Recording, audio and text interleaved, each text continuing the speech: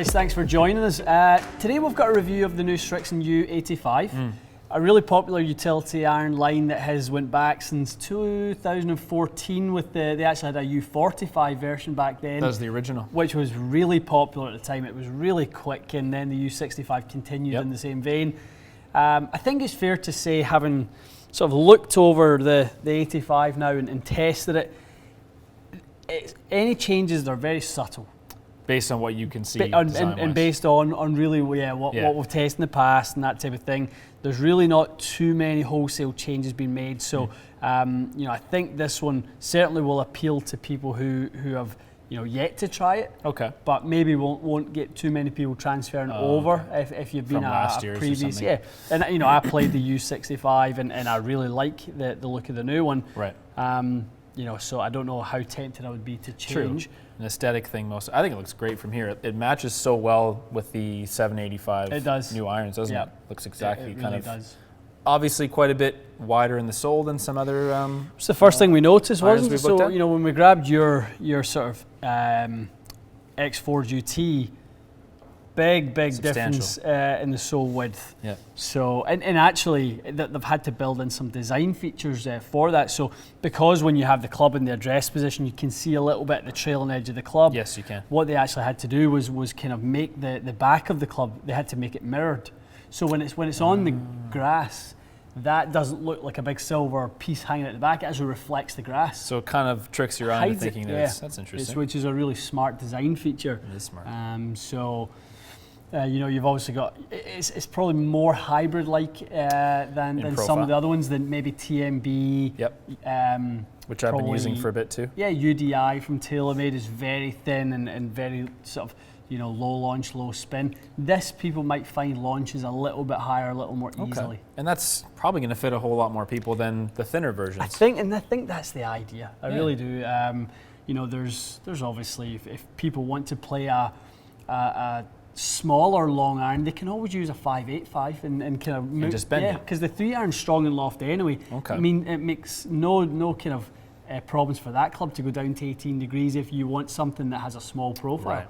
But I think if you like the confidence-inspiring profile that this gives you, you're going to be really happy with it. And you're doing it to get more forgiveness if you hit it heel or toe side or something like that, and obviously a little wider through the sole to get through. Would it help you with bad lies at all, or is that going to hinder you because of the size of it? The height of the head is going to be your biggest issue there. So when you're going through sort of rough and that type of thing, it's the height of the head that's going to be your problem. Gotcha. So let's hit it. Let's do a little comparison. We've got some kind of good baseline numbers in the past of what your utility irons have done. Yes. So let's see how this one compares. We grabbed the 20 degree number 3. Yes. And one good thing to mention actually, if people really do like the forgiveness that these give, it goes all the way up to 6 iron now. It's really cool. So you could have 6 iron and then 585s from 7 up, for example, as a nice forgiving set. If you want to make a really forgiving sort of combo set, which I think there'll be some people out there who like that. And I imagine you get a really nice high ball flight with those. For someone that struggles to hit the ball high enough. Really elevates it easily. Yeah. Fast ball speeds, low CG, so it hits the ball nice and high. So yeah, I think this is going to be a winner for them. Awesome. Before we get started testing, if you haven't subscribed to the channel already, please do us a favor and go ahead and do that. Don't just be a watcher, be a subscriber. Be a watcher, be a subscriber. We mentioned it a bit in the last video, but it is really helpful to us if you guys can just click that button. It helps us with a lot of different stuff, access to companies, access to YouTube features. So again, we really appreciate it. Obviously no pressure, but we would find it very helpful. Without a doubt, we're coming up to the point where we're going to be at the PGA show, at these events where there's product launches, and we want to be in and amongst that type of thing now, and having your support, not just in views, but also in subscriptions, is going to make a difference to that. So that's the optics of it. People will look at that number. That's what it is. It's not that important to us, but it does matter in the grand scheme of things. So that's the only reason, to be honest, that we're asking. It will allow us to get in there, into the belly of the beast, and sort of be able to bring you guys even more good content. Absolutely. From the people who are designing these things. I mean, we do get good access anyway, but we are getting towards the sort of, we're going up the ladder in terms of these channels and the status it's got, but certainly upping the subscriber count will help us a lot. So absolutely. We've not really, like Matt said, asked until sort of this point, but coming up to the PGA show, we felt like that would make a tangible difference to the channel. Yeah, and we really appreciate it. Definitely. All right, let's get started. Let's hit it. So we are on first hole at Pebble Beach. Yeah, a really nice hole to start out with a long iron, Matty. And most of the guys on tour, you'll see them hitting something between a driving iron or a 3-iron off this tee. That's right. So you're really, it's 10 yards, so the fairway's 10 yards above the tee, Quite which a bit. most people don't realise for the back tee at Pebble. So, we've got 232 is our ideal number. You could even go as much as 240. Right. Your utility normally goes about 240, Yes. but we're factoring with the elevation that should dial it cancel you out to the tune of about 10, 12 yards. And we don't have it on the firmest setting because I don't think Pebble doesn't play that firm usually, does it? Definitely not. Unless there's been a kind of an unseasonable drought. Okay, let's have a look. Let's check it out. So offset wise, I think it's quite nice at address. It doesn't have too much offset, less than the Callaway. Has less offset, but obviously the bigger sole. That's and you can see the sole. Yeah, so I think that will detract some people. But again, that mirror that you were mentioning, it does kind of work, to be honest. Yeah, It hides it a little bit. Yeah. All right. Trying to hit a little bit of a low draw around. Yeah, you can turn one around this corner a little bit. I think that's the ideal play. Okay, set up the left side. Yeah, didn't quite turn. Hit that solid. Yeah, I was going to say it sounded good. Yeah. Plenty of first distance. cut. Probably wouldn't be super happy with hitting the rough on the first hole, but it was nicely hit. Really well hit. Number-wise, it was. Number-wise, that was really nice. So we should expect to see this. Well, we tried the Gapper series briefly. We got to do a full review later, but it was a super low spinning club. Yeah. Like I was hitting probably sub 3,000 spin. And for you and your fits, that's not something you generally recommend as a stable club for someone? Yeah. No, you want to be with this type of club in the sort of, high threes, around 4,000, somewhere about there. Okay. Turn this one a bit more.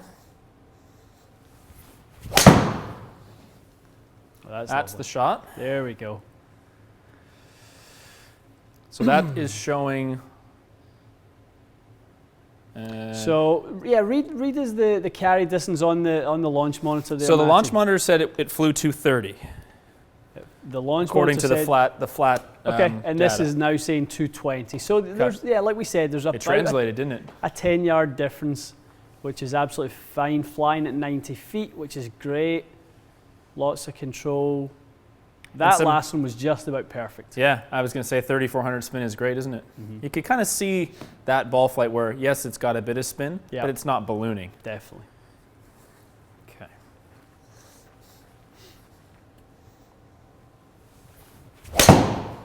So I didn't strike that great, a little toey.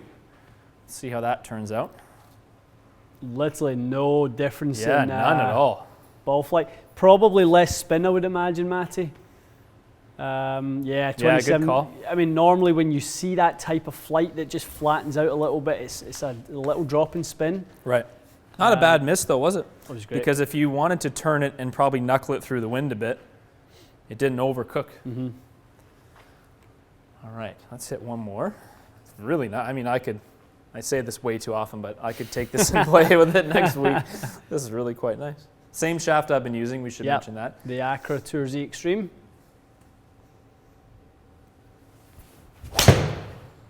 Okay, that was a little bit of a miss, it sounded like. Yep, it was low on the face a bit. Would be quite really, impressive on the misses. Really happy with that, yeah. Quite impressive. I'm easily going to tell you that this is more forgiving than the Callaway for sure.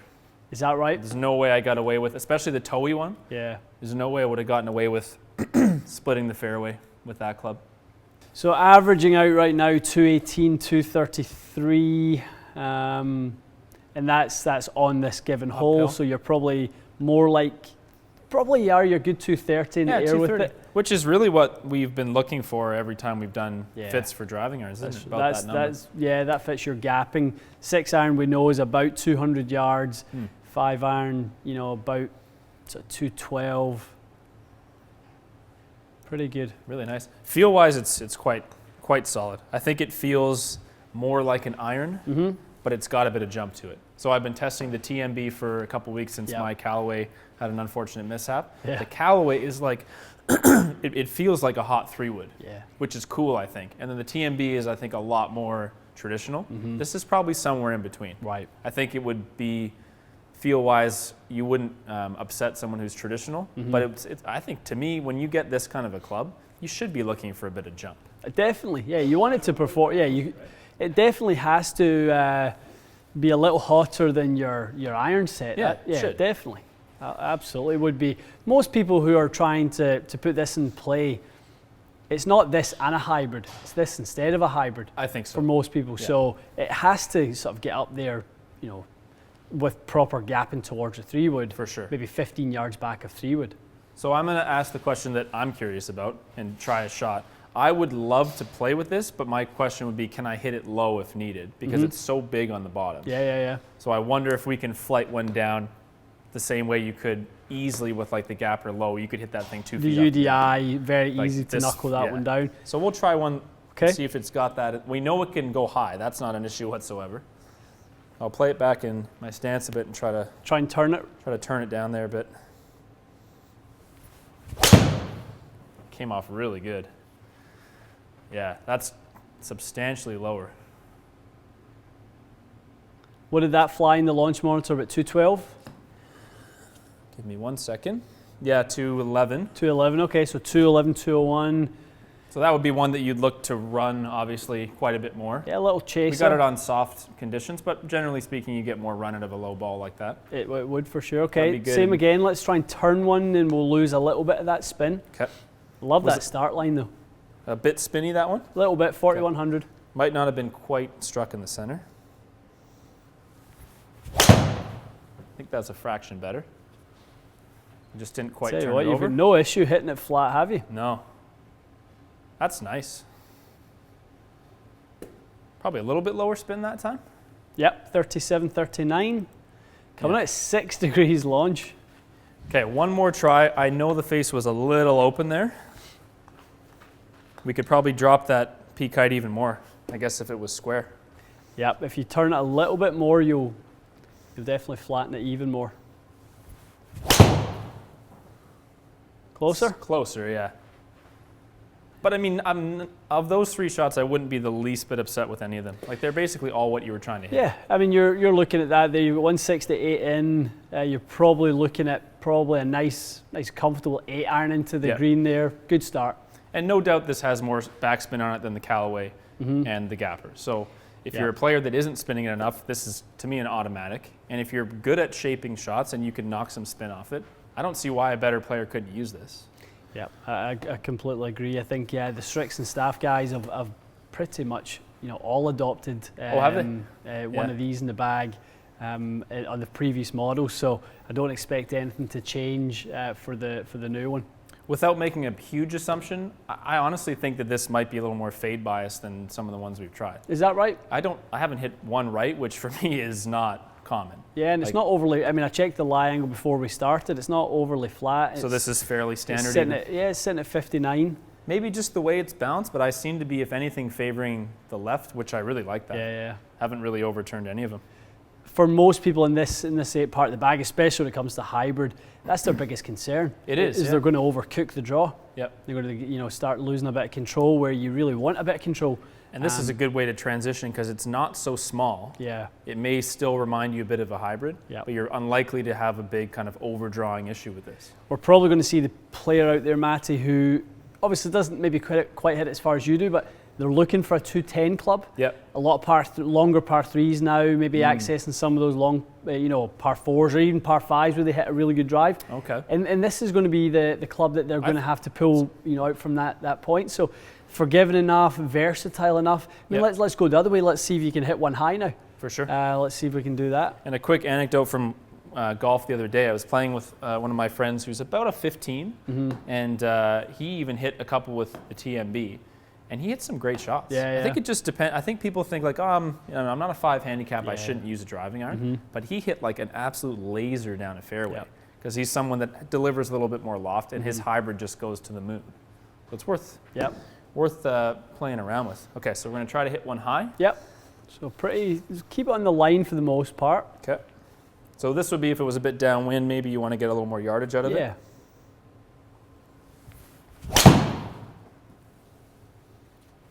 Wow, twice the height. Yeah. Again, like not struck amazing, but more than a functional hit. Just a little low in the head. Yeah. That was it, wasn't it? And maybe just a factor of where I place it in my ball position. That's hit way better. That should turn too.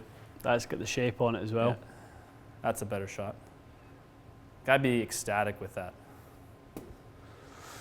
Well, next time the US Open's back at Pebble, Matty, you know what your club is off the first tee when you're there. Yes, before they asked me to leave. So that's at 227 in the air. So a little bit uphill. It's cool though. I like to see, I know that these are simulations to some degree. It's kind of cool to get an idea of how much an uphill shot may affect. And I really want to do some work on that to show people how the elevation changes and how you can develop a strategy a little bit for that, and when you go X amount of degrees uphill, how many yards that takes off. And also how it pertains to your individual ball flight. Because people always ask me, there's a par 3 at my course that's way downhill.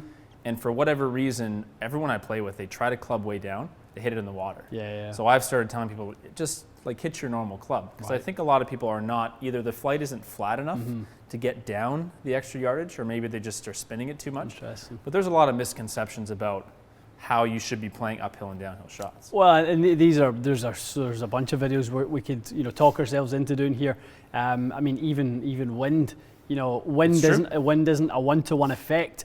If you've got a 10-mile-an-hour wind, and you call that a one club wind into, it doesn't help you one club downwind. No. It's not a 1-to-1 ratio, and we can do some stuff on that. We can simulate with that. So yeah. If you guys want to see that, let us know. I think a wind focused video would be really sweet. Well, that's where you see these flights, Matty, making such a difference. Like you could hit those last two that you hit so high versus the previous 2 or 3 you hit low, and you could see what effect that has. So, and it all depends on the amount of spin you have on the ball. Very if you're much someone who so. spins it a lot, the wind really, I saw that one before I was fit the first time with you. Yeah. The wind used to really kill my ball. And now lately with my irons, I don't tend to club up into the wind as much as I used to. How do you find that Srixon ball in the wind as well? Quite good. It's really good. Quite good. A lot of people tell me that. It's really good. I like it in the wind, but most people say it's very, very stable in the wind. I think that one and the TP5X, I haven't played it as much, but both of those, I think, if you are someone who struggles in the wind or you play a lot in the wind, the two probably got to be two of the best. Very good recommendations, don't they? Yeah, good. Extremely. Excellent.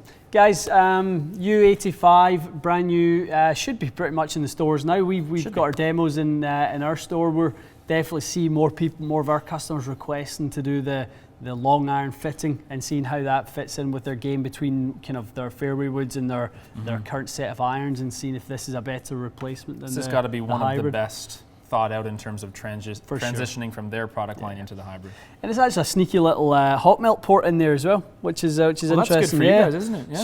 So the little plastic plug there means that we can sort of drill that out, and we can put some internal weighting, whether it be for acoustic value or sort of some CG sort of. You can even alter that too. You can put in some hot melt in there, and if you want to adjust the CG towards the toe, the heel, that's the benefit of it being a hollow construction. And if you've got an overly light or heavy shaft, you may need to do that to balance it. Absolutely. Yep. That's cool. Definitely. It's a well thought out club then, isn't it? It's going to be a good one of the more popular ones for the year, I think, because it fits such a wide variety. I think some of the other ones out there, UDI, great iron, really hot. I'd probably say, if you're a lower handicap player, go towards that one. If you're at the higher sort of handicap range, it might not be the answer for you. It's interesting. Yeah, so I think the U85 will be good for so many people. It might be good for me as well. We'll find out. It might be in my bag. Guys, really appreciate you joining us, and like we said at the start of the video, please subscribe. Yes, please. Pass it on to your friends. We really appreciate that. Any referral business that we get in that sense, we love to hear new new viewers and new I love to see subscribers. comments that say, I'd never seen your videos, just saw them today and I watched a bunch. Those are when great. You say referral, that's like the best. That's I what think it's great to see those comments. Definitely. Thanks a lot for joining us, and we'll see you again soon.